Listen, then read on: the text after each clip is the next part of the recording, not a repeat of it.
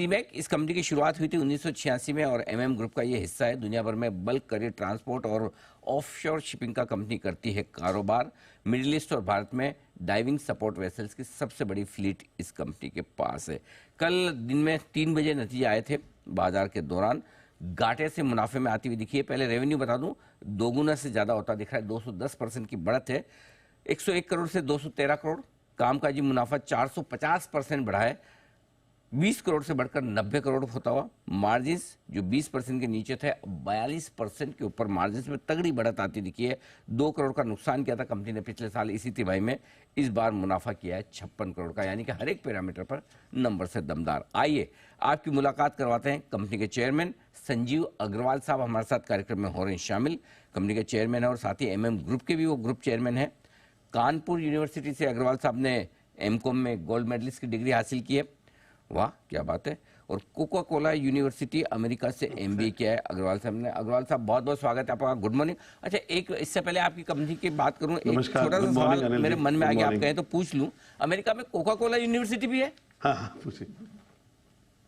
देखिए, हम लोग कोका कोला के लार्जेस्ट सिंगल फैमिली बॉटलर्स हैं। हाँ। और हमने 93 में कोका कोला ज्वाइन किया था, तो उनकी अपनी यूनिवर्सिटीज हैं वहाँ पे, जो कि उनके 3 कैंपस हैं बहुत बड़े बड़े। तो उसमें हम लोगों ने कोका कोला में एमबीए किया था। It was a stringent process और उसको हम लोगों ने 6 महीने में वो हमको डिग्री देते हैं। बहुत बड़ा। ये कब किया, किस साल में? ये हमने 96 में किया था। ओह, क्या बात है, अरे वाह, मैंने पहली बार ही सुना था। मैंने कहा सर से पूछता हूँ। चलिए, बढ़िया है सर, बहुत बहुत स्वागत है आपका। नतीजों से शुरुआत करते हैं। नंबर्स बहुत ही जबरदस्त दिख रहे हैं, हर एक पैरामीटर पे आय आपकी दुगुनी से ज्यादा हुई। चलो वहीं से शुरुआत करते हैं। आय इतनी बढ़ने के पीछे की वजह बताएं सर।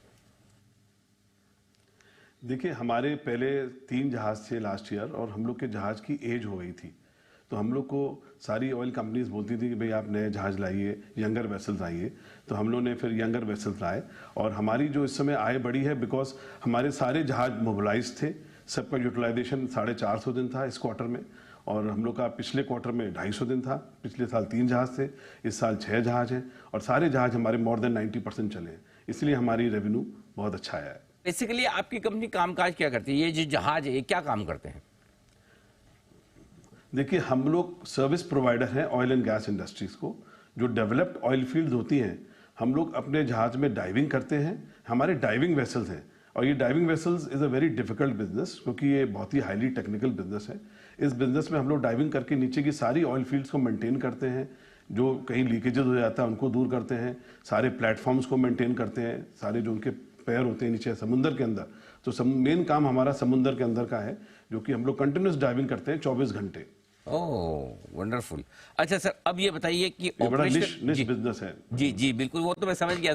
सुनने में ही समझ में आ रहा है कि बड़ा मुश्किल वाला काम है ये सारा का सारा बिजनेस। अगर आपको समुद्र के अंदर मैनेज करना है, जो भी तेल कंपनियां तेल निकालते तो उनके जो प्लेटफॉर्म्स हैं जहां से वो निकालते हैं, उनके लिए मेंटेनेंस का काम और उनको संभालने का काम सीमेक करती है। अच्छा सर, ये बताइए कि कामकाजी मुनाफा आपका 450% बढ़कर आया है, मार्जिन भी दुगने से ज्यादा हुए, क्या खास वजह रही सर इसके पीछे? देखिए, पिछले हमारा 1.5-2 सालों से बिजनेस में थोड़ा हमारा कम था, क्योंकि हमारे जहाज सब पुराने हो गए थे और ऑयल कंपनी को, जैसे मैंने आपको बताया कि उनको नए जहाज चाहिए थे, यंगर वेसल्स। तो हमने सारे जहाज नए खरीदे, उनको हमने मॉडिफाई किया अपनी ऑयल कंपनीज के हिसाब से जो उनकी रिक्वायरमेंट थी, और उनको हमने मोबिलाइज किया। तो सारे जहाज हमारे अब लग गए हैं और ये जहाज अब हम देख रहे हैं कि आगे आने वाले 10 सालों में इसका फ्यूचर बहुत ब्राइट है इस कंपनी का, क्योंकि सारे जहाज हमारे यंगर हैं और सब मोबिलाइज। इनके बगैर ऑयल फील्ड्स चल नहीं सकती है। These are very important role play in the oil field industries. तो अग्रवाल साहब, जनरली एक ये जो जैसे आपने 3 नए जहाज लिए, अभी कितने साल तक चलेंगे? ये जहाज हमारे अगले 10 साल चलेंगे। अच्छा, 10 साल का काम हो गया एकदम। इनकी जो लाइफ है पूरी 10 साल। हाँ, बहुत बढ़िया। अच्छा, अब एक चीज और है, क्योंकि आपके मार्जिन हैं, मैं देख रहा था कि 20% से लेकर 40-45% की रेंज में फ्लक्चुएट करते हैं। अब आगे चलते हुए एक तो ये फ्लक्चुएशन की वजह भी बताएं सर, और दूसरा कि क्या रीजनेबल मार्जिन आपकी कंपनी मेंटेन कर पाएगी, ये समझाइए। देखिए, जहाज में जो हम लोग कर रहे हैं आज, ये मेंटेन रहेगा मेरे हिसाब से। आगे आने वाले 5 सालों में मैं समझता हूँ 10 से 15% की मेरी ग्रोथ आएगी मेरे प्रॉफिट्स में। और कभी कभी प्रॉफिट डिप हो सकता है, लेकिन हमको साल भर का देखना चाहिए बिजनेस, क्योंकि क्या होता है, जहाज कभी खराब हो जाता है तो उससे वो काम नहीं करता है कुछ 15 दिन के लिए, 1 महीने के लिए, तो उसको दोबारा फिर ले जाना पड़ता है ठीक करने के लिए।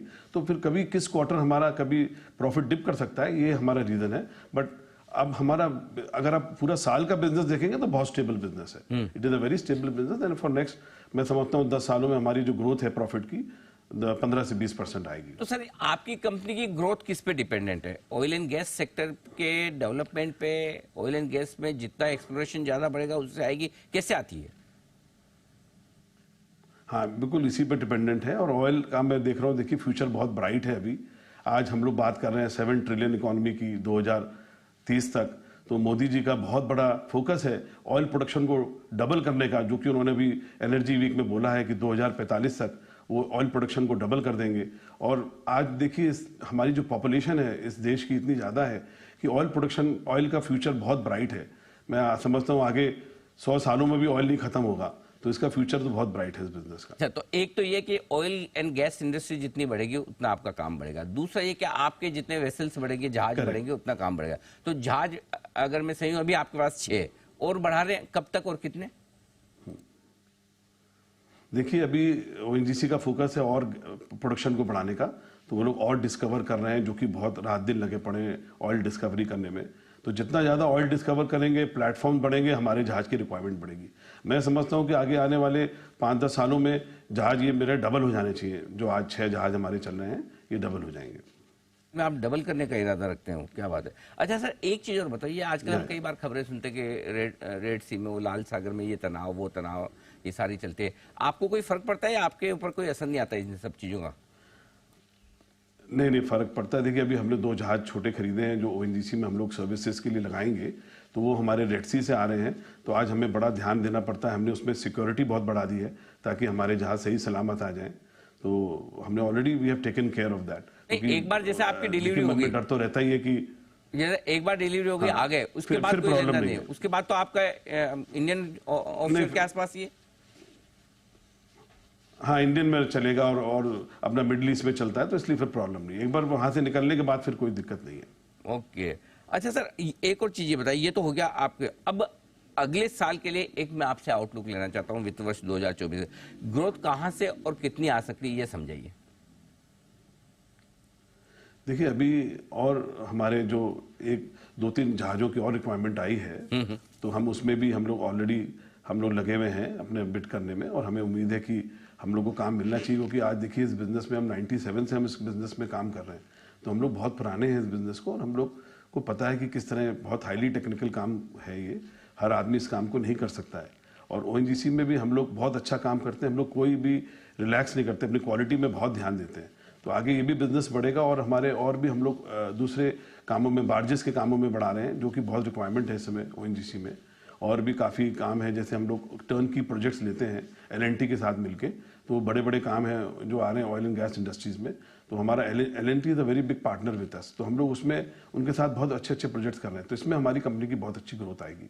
परफेक्ट। अच्छा सर और भी बड़ी बड़ी कंपनी जैसे पॉश हैं, मर्मेड हैं, बहुत बड़ी बड़ी कंपनी के साथ हम लोग काम करते हैं टर्न की प्रोजेक्ट्स। ओके एक चीज और, एक जहाज खरीदने में कितने पैसे लगते हैं? और दूसरा ये जो आप कह रहे हैं कि 5 साल में कैपेसिटी डबल करेंगे, तो वो आपकी खुद की कंपनी की कमाई से हो जाएगा या आपको कुछ कैपिटल रेज करना पड़ेगा या लोन लेंगे? देखिए एक जहाज में करीब 55 से 60 मिलियन की इन्वेस्टमेंट होती है, पूरा उसको खरीद के मॉडिफाई करने तक। और हम लोग जो भी अब जहाज आगे खरीदेंगे, तो हमारे कंपनी में अपने ही कैश अप्रूवल्स अच्छे हैं, हम उससे खरीदेंगे जहाज, और हमें इसमें कोई दिक्कत नहीं नज़र आती है। और आगे बिजनेस बहुत बॉयंट नज़र आता है मुझको ये, क्योंकि इस समय पूरे वर्ल्ड में इन जहाज़ों की बहुत शॉर्टेज है। तो हमारा यही काम रहता है कि जहाज़ों को हम लोग आइडेंटिफाई करें और खरीदें अपने क्लाइंट के हिसाब से। बहुत बहुत धन्यवाद अग्रवाल साहब, आपका समय देने के लिए, नतीजों से विस्तार से बातचीत करने के लिए। और चूंकि हमने आपकी कंपनी से पहली बार मुलाकात की, तो हमने थोड़ा बिजनेस मॉडल भी समझने की कोशिश की। काफ़ी कुछ समझ में भी आया सर कि एग्जैक्टली किस तरह से कंपनी कामकाज कर रही है। Thank you so much. सीमेक ये दमदार नतीजे पेश करती है।